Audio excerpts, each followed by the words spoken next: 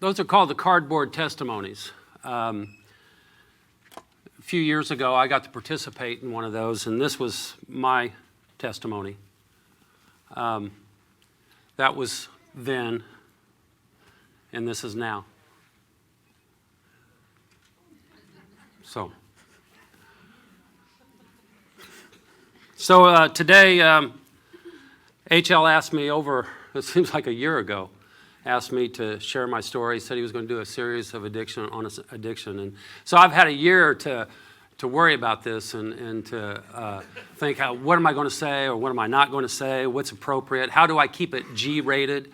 My wife gave me strict instructions on that, so she knows the whole story. So today I'm going to try to be as transparent as I can be in the short amount of time that I've been given. It's not always easy to be transparent, and sometimes in front of certain audiences, it's really very difficult to be transparent. But the truth is that I have suffered most of my life with the battle of addiction. And when people talk about addiction, when you say that word, the first thing they think of is that dope fiend, okay? Or the alcoholic or the homeless guy that's sitting in the alley somewhere dirty and smelly and alone and isolated. And although that's not part of my story, I definitely was isolated and I was alone. But today the message is hope and the promise is freedom. And I lived in hopelessness for most of my life. If I can make this thing, there it is. Last week, H shared this list with us, and I looked up there and I thought, oh my word, almost every one of those I can identify with. Almost every one of those I've lived through. The substance issues, the misery martyrdom, the bad religion, the approval addiction, the self-harm, almost every one of those is part of my story, is a part of my experience. And so to isolate any one of those in the short time I'm given, I could talk for 30, 35 minutes just on those issues, any one of them. So what I'd like to do is just kind of like start from the beginning. And I've always wanted to show this picture. This was my bathroom growing up. This is where I grew up. And I thought today, I said something to my wife. I said, it's kind of sad. This is the only picture I have from my past. This is the only picture I have left from my former life. I grew up in the country. My parents took us out and kind of isolated us. I grew up in a family of 5 kids, 2 step siblings, and me and my brother and sister. And I grew up during a time, I was born in the 50s. I was at the end of the baby boomers, and I was born into the first TV generation. And everything, I watched everything from the Vietnam War and the civil rights riots and the NASA space program, and when it was a big deal, and I saw the first man walk on the moon, and I watched TV shows like Leave It to Beaver and Father Knows Best, and that was my life growing up. So there was a lot of turmoil and fear and a lot of dysfunction within my own family, because my family didn't look anything like the Cleaver family in Leave It to Beaver. I looked at my brother. My brother was, if you watch Leave It to Beaver, my brother was Wally. Okay, was that his name? Wally? So that was my brother. My brother was this idea, or the ideal son. He was the overachiever. He was the straight A student. He was the very popular, good-looking kid in school. Everybody loved him. All the teachers loved him. He did everything right. Me, I was the exact opposite. I was Beaver. I was the one that was always getting in trouble. I was the one that was always causing some kind of havoc and nothing. I was Richard's little brother. And I never did anything right according to my parents. My mom, we lived in a blended family. My mom was divorced from my dad when I was very, very young. My mom never had anything positive to say about my real father. My real father was an alcoholic. He was a liar. He was worthless. And she used to tell me I was just like him. So from a very early age, I was given messages that said that you're worthless, that you're unworthy. And with a brother that was an overachiever, and then I'm on this other end, and I'm worthless and unworthy, I started believing those things. So by the time that I was 10 years old is when I started my first drug, which was tobacco. I was a chain smoker by the time I was 11 years old. I stole my cigarettes from my neighbors. I stole them from my mom. I got them wherever I could get them, but I always had a cigarette. And so by the time of 11, I was smoking regularly. I was drinking by the time I was 12. Alcohol was available in my home. There was always beer or whiskey around the house, and I always had a way of stealing it.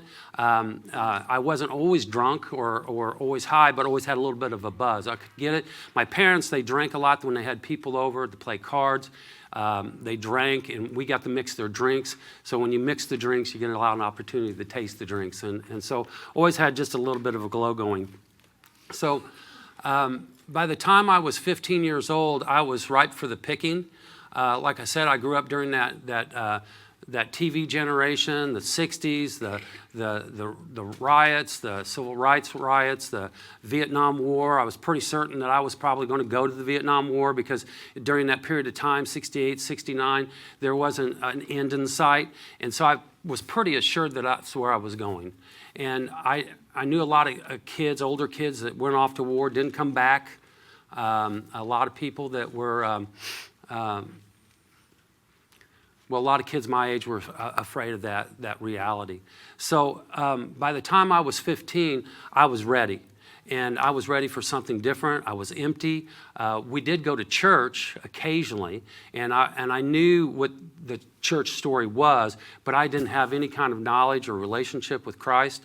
And so when that first drug came along, it was a dry drug, and it was marijuana. Okay, I'll just say that. I'm not in the meeting. They say, yeah, I'm not supposed to name specific drugs, but it was marijuana. So I started using marijuana, and as soon as I started using marijuana, I found my friend. I found my release. I found my spiritual high.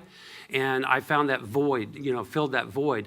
And that worked for a short season, but it wasn't long before I actually started taking pills. And so by the time I was a junior in high school, I was a fairly proficient user of drugs. Alcohol, tobacco, LSD. I loved hallucinogenics, anything that would keep me awake. I hated to sleep. I couldn't stand my dreams. I hated my home life.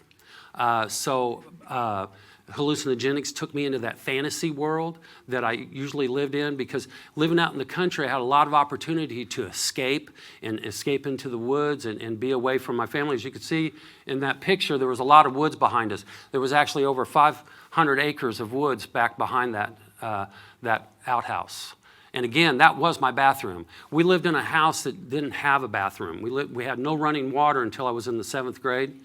One of my jobs was to carry water into the house. Now, we weren't living in the hills of Tennessee, down in Appalachia, back in, somewhere where civilization hadn't reached yet. We lived on a major highway in Morgan County, Indiana, where our neighbors had running water. They had bathrooms, but we didn't. And so I thought we were poor, and we weren't. It's just the way my parents decided to raise us. So there was there was very little love in our home. So I didn't ever really learn what love looked like. I didn't know how love felt. I never believed my mother when she said she loved me, because she divorced my father. All right, and she told me I was just like him. So why would she love me? And I fought that battle all the way to her death. Anytime my mother would say she loved me, it was almost like fingernails down a chalkboard to me. For those of you who don't know what chalkboard is, they don't have those anymore, do they? Can you do fingernails down a whiteboard? I don't know. But it was a very grating sound to me. And even though years later I tried to deal with those issues that I had with my mother, that still was one that I struggled with, was really internalizing the fact that she loved me. We were... early on in my life, I was sexually abused. I was put in foster care early on, and I was sexually abused there. When I was brought back into the home with my stepfather and my mother, I was physically and emotionally abused. I watched my mother break my little brother's arm because his shoe was untied. I watched her beat my stepsister half to death because she didn't want oatmeal for breakfast. And that's not including the whippings and the discipline that I took on for my own self, for my stepfather. My stepfather played me against my stepbrother, and my mother played my stepbrother against me. And so it was this constant battle inside of our home, and there was not a whole lot of loving there. I do have some good memories that I can say, I thought I was having a good time in life. I just thought what we were doing was normal. Even though that's not what I seen on TV, I thought that was a fantasy world, and I would fantasize about that kind of a lifestyle. But by the time I was 15, I was an emotional wreck, and I was definitely a rebel. I didn't want to be in school anymore. My brother was very successful in school. I was very much a failure in school. The only thing that I did accomplish in school was actually graduating by the skin of my teeth. And somehow or another, I even managed to become the president of my senior class. Still, I don't figure out how that happened, but that's the truth. And the principal of my school said, "You are the worst example of a president of a high school class that he ever knew." And I said, "Thank you." I did. I literally said thank you. I wrote on my senior prophecy that I wanted to write a book and I wanted to be a drug addict. That was on my senior prophecy. They didn't stick it in the yearbook. They kept mine out. So I had become at that point that drugs were my way of life. And I could not foresee a time in the future where drugs would not be part of my life. And so by the time I was in my 30s, I couldn't live without them, but I couldn't live with them either. I came to a point of being I'd become an IV drug abuser, and I wasn't just using street drugs. I wasn't using stuff that people called clean drugs. I was mixing my own drugs. I had learned to make a concoction out of muriatic acid and a cold medicine, and I could take that and I could mix that together and I could cook it up in about 15 minutes and I could inject it into my body. And that's where that self-harm thing came in, because this stuff was burning holes in my body. At one time, I had 96 open ulcers in my body from shooting up dope. That is the insanity of addiction, okay? Addiction is an addict is in the grip of a hopeless dilemma, and that affects the mind, body, and spirit, the solution of which is spiritual in nature. I didn't have a spiritual lifestyle. I didn't know that Christ was really there for me. I didn't know that he wanted a relationship with me. I was lost. I was completely hopeless. The only thing that I could do was continue to shoot up. It was the insanity is knowing that I'm going to put a hole in my body, but I would still do it. The insanity is that I knew that what I was doing was killing me, but yet I was still doing it. In fact, there came a point in my life where death sounded like the best way out. So I would do massive amounts of drugs at one time with the hope that it would kill me. It just never did. It never did. I know I'm kind of skipping around a little bit. It's tough to compact this into the short time frame, because what I want to do is give you a picture of the darkness of addiction.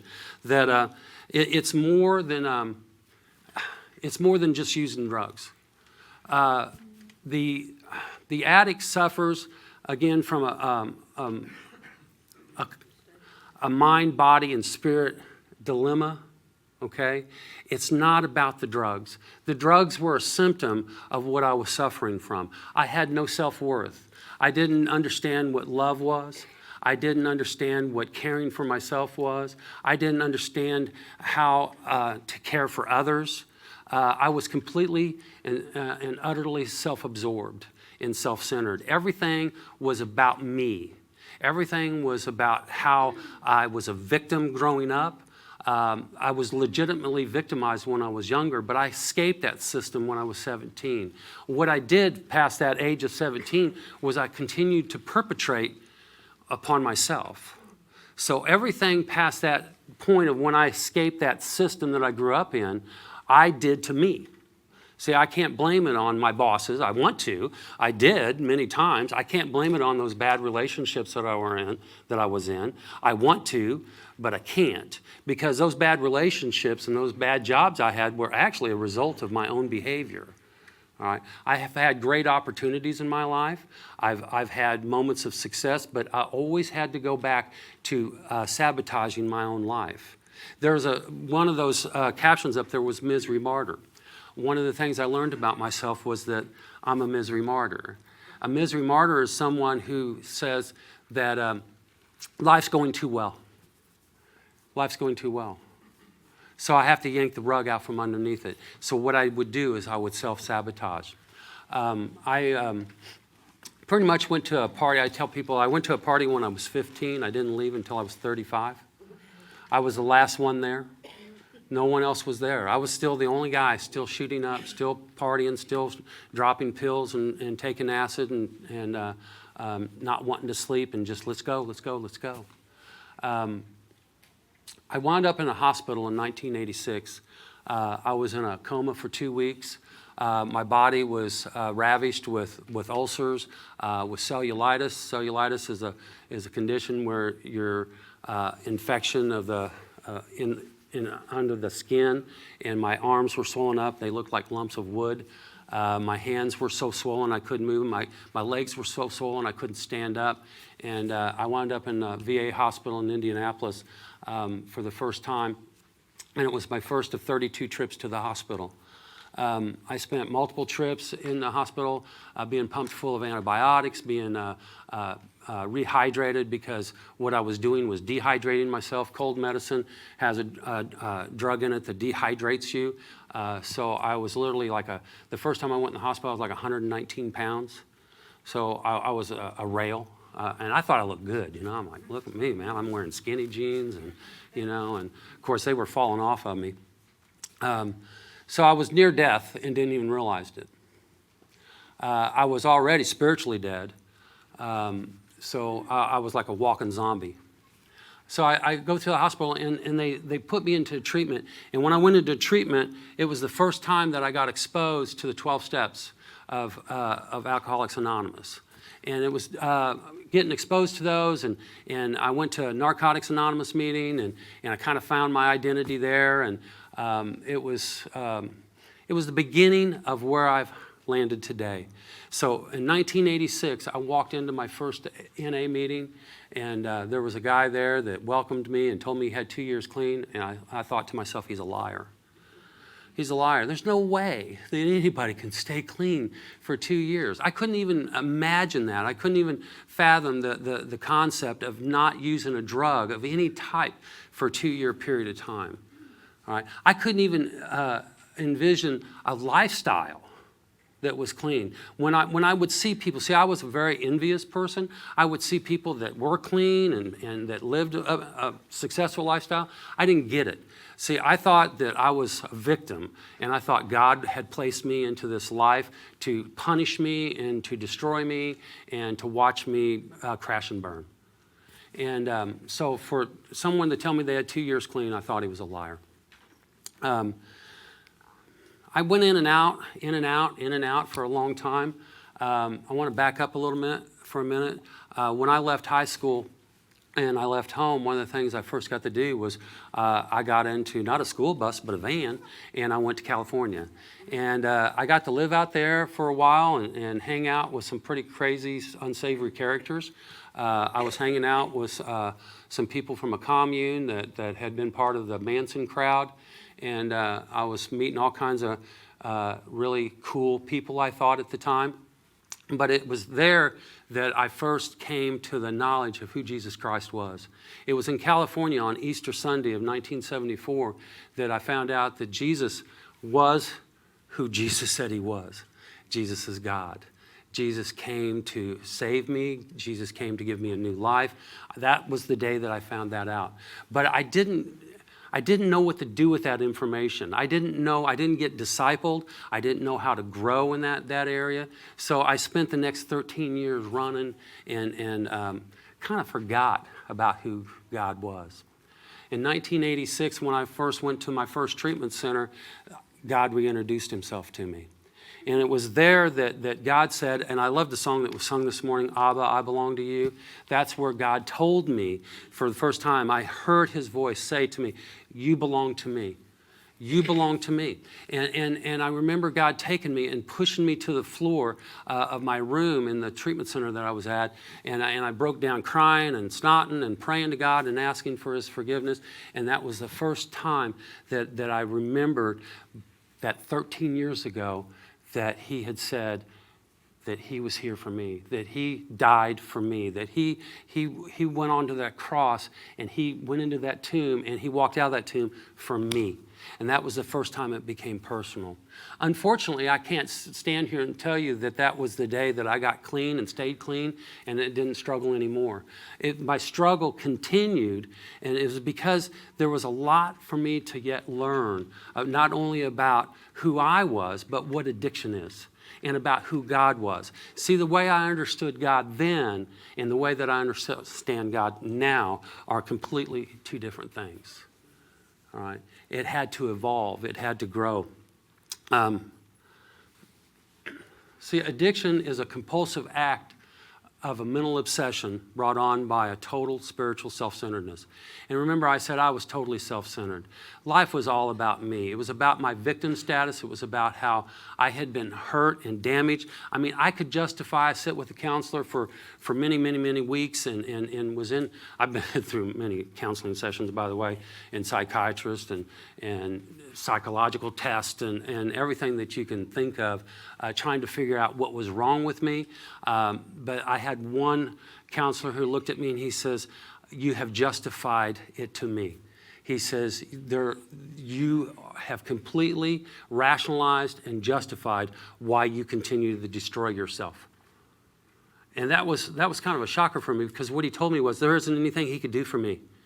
I had built this wall so high and so thick around me that nothing could penetrate. I knew all the steps of recovery. I knew what it took to stay clean, but staying clean wasn't enough. Because see, addiction is more than drug use. It's more than just simply taking a drug. It's more than just simply putting a beverage into me. It's more than a behavior. It's more than all those things. It's an emptiness. It's this God-sized hole that exists. And I had built a wall around it so nothing could get in. God couldn't get in, you couldn't get in, and I couldn't get out. I was imprisoned inside my own thoughts. All right. Because addiction involves more than drugs, then recovery had to involve much more than just not using. Because I started massing up some clean time. I took some times where I was abstinent from drugs, where I wouldn't take anything. But my sickest behaviors were when I was clean. And at the time, in my marriage, my wife at the time she's saying, I thought you only did those things when you were using. And I'm like, I'm without excuse. So it was kind of like the chicken and the egg. Which came first? Did the bad behavior of using drugs create the problems and the behaviors that I was doing, or were the behaviors creating the drug use? I didn't know anymore. I didn't know enough about me, and I didn't know enough about God. Then I heard a speaker. I went to a I can't even remember what it was. But it was thousands of people there, and I took a youth group there. And I had started going to church and being involved, and I tried social acceptability, and I kind of learned that if I put on a good skin, that I could fool people, even though I was still messed up inside. And I wasn't using drugs at the time, but I was still just this mess inside. I took a youth group down to Gatlinburg, and there was a speaker down there, and he said these words right here: I believe that what I believe makes me what I am. And it was at that moment that I realized that I kept identifying myself as I am an addict. I am an addict. And by saying that, to me, that kept recreating that cycle. I am an addict. If I am an addict, then I'm going to do what an addict does. What does an addict do? An addict acts out in self-centered, mental obsessed, physical compulsions. okay? I'm doing things compulsively that I'm obsessing over because I'm still stuck in the self-centeredness. See, I believe God placed me into this world to be an addict. That's what I believed at that time. And so I could not get past that point because, after all, I was victimized. I had a mother that was abusive. I had a stepfather that told me I was worthless and I would never amount to anything. All those things were a part of my life, and they were valid. And I carried them with me. I just kept carrying that baggage with me. So when I learned this, and then he followed this up with this verse, 1 Peter 2:9, you are a chosen people, a royal priesthood, a holy nation, a people belonging to God, that you may declare the praises of him that called you out of darkness into his wonderful light.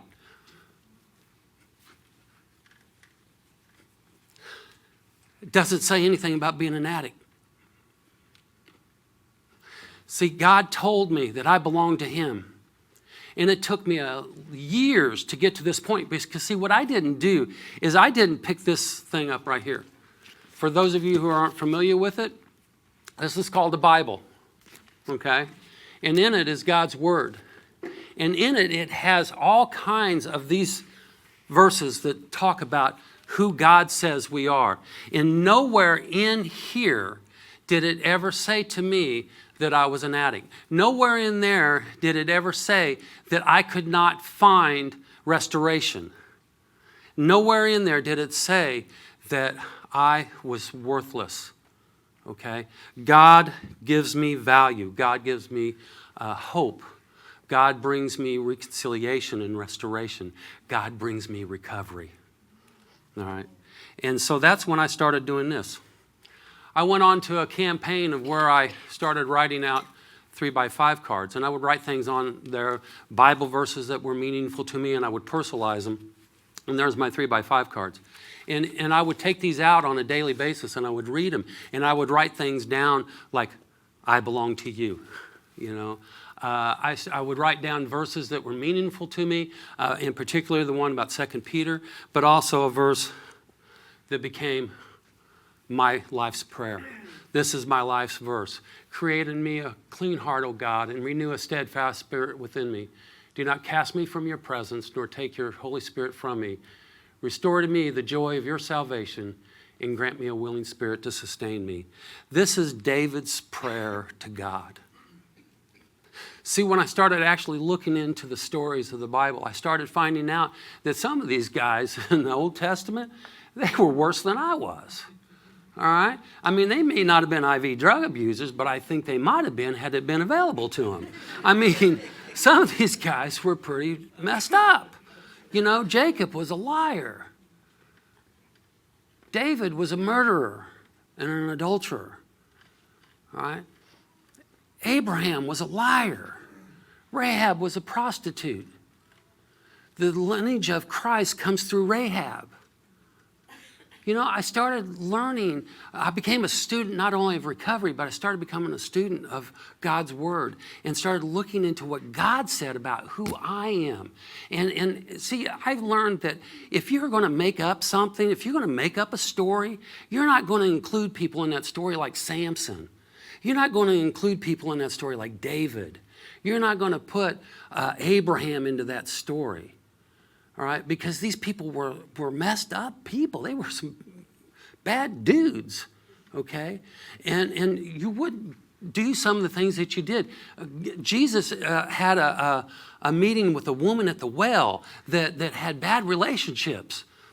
All right, not only was she part of a culture that Jews didn't associate with at that time, but she was also someone that had went through multiple husbands and was living with someone that wasn't her husband at the time. But yet Jesus used her as one of the first evangelists. All right, and I'm thinking, you know, that he said that, if I can make it go for me. Oh, that's the wrong one. Sorry. I'll just quote it. I might not have written it out. John 3:17, for the Son of Man did not come into this world to condemn the world, but to set the world free, to save the world. And I thought, if he could have a relationship with David, if he could have a relationship with Jacob, if he could have a relationship with the woman at the well, if he could look at the harlot that was brought to him that they wanted him to cast stones at, and he could look at her and say, I don't condemn you, go and sin no more, then he could certainly cleanse me. He could certainly change my life. So for me, I found my recovery not only in the 12-step programs through the secular groups of AA and NA, but I also found my recovery grew stronger when I took the Bible, when I took the verses of God, when I took His Word and I put them together and I found my freedom. See, the message of recovery is that an addict, any addict, can stop using. It doesn't say any addict but Joseph. It doesn't say any addict but you. It says any addict can stop using and find a new way to live. Right? That the message is hope. And the promise is freedom. See, God talks a lot about freedom. Christ talks a lot about freedom. And HL titled this series, Free to Be. And today, I am free to live in free will. I'm not living in self-will anymore. In the third step of the recovery says that we give our life and our will over to the care of God as we understand Him. Today, my understanding of God is so much different than it was when I came into the program. It's so much different when I first discovered Him back in 1974. Because, see, I thought He was a vengeful, angry God that wanted to keep me down, wanted to keep me oppressed, and didn't want me to have fun in life. And that's just not true. He's a graceful, loving, caring God that wants us to be free. He wants us to have a life that's abundant. And He no longer wants me to fight anger, fear, depression, guilt, shame. Did I say that one? See, when we sincerely work out our recovery, when we sincerely come to Him and we give our life and will over to Him, we no longer fight these things. See, my life is so different today. My life is nothing like it was. I couldn't hold down a job back in the 70s and the 80s. The longest job I had at that time was the military, and they just had me under contract. If I could have gotten out of it, I would. In fact, I tried a couple of times. So I couldn't hold down a job. I couldn't stay in a relationship. I was miserable all the time, very unhappy, lived in fantasy land. My health was racked. It's not much better now, but it's definitely better than it was then. I couldn't go multiple days without using. I lived to use and used to live. That was my lifestyle for years. Today, I have a different life. Today, I've graduated college in my 50s. I got a nursing degree. I hold a license in nursing in 2 states. Not working as a nurse right now. I work as a salesman, but I have a successful career in sales today. I get to speak about my experience, strength, and hope. I've done multiple things, mission trips to Colombia and to Costa Rica and to Guatemala. Those are all things that are different than what it was before. And I also have this in my life today.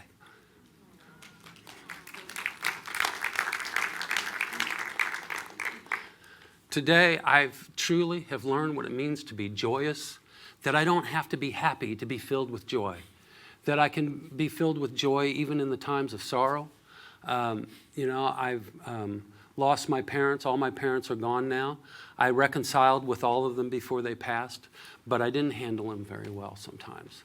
I didn't handle my mother's death very well, and that was the time that brought me to that moment of crisis that changed my life forever. And for the better.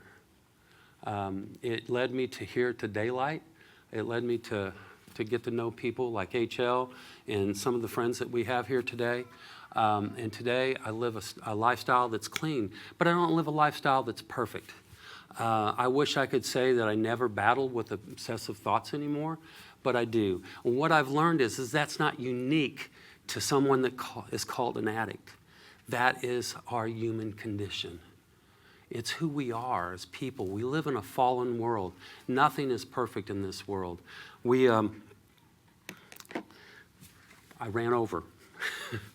and I'm sorry for that. So I'll end it here. I'll just once again just remind you that the message of recovery is that anyone can stop using. You can cut those chains that bind you. You can find a new way to live. The message is hope, and the promise is freedom.